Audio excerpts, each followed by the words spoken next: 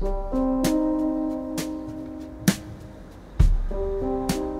elle passa devant la boutique de Michael, le caviste, ce dernier qui s'apprêtait à fermer, remarqua la silhouette de la jeune fille filée devant sa vitrine.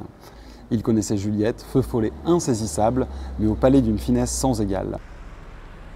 L'intrigue, c'est qu'on retrouve au niveau de la gare de Bergerac le corps d'une jeune demoiselle, elle a 16-17 ans.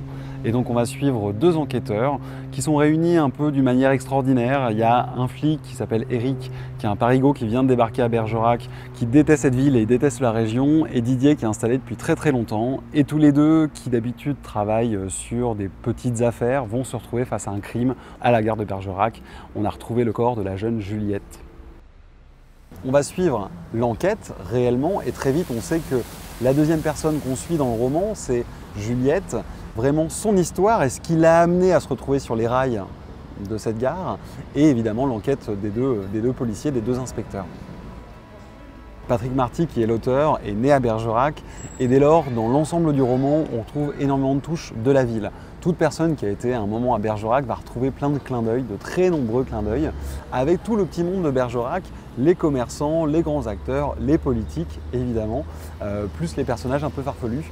Tout l'intérêt de ce polar, c'est vraiment qu'il se déroule dans Bergerac et qu'on ne cesse d'être dans Bergerac.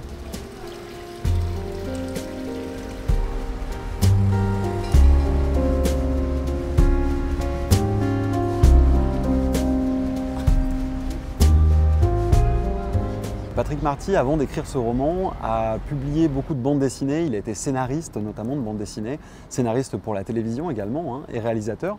Il y a vraiment quelque chose du cinéma dans son écrit. Dès lors, c'est plutôt des phrases courtes et surtout beaucoup de péripéties. Quasiment tous les chapitres débutent avec une nouvelle histoire, une nouvelle intrigue, un nouveau suspect. On est emmené de bout en bout.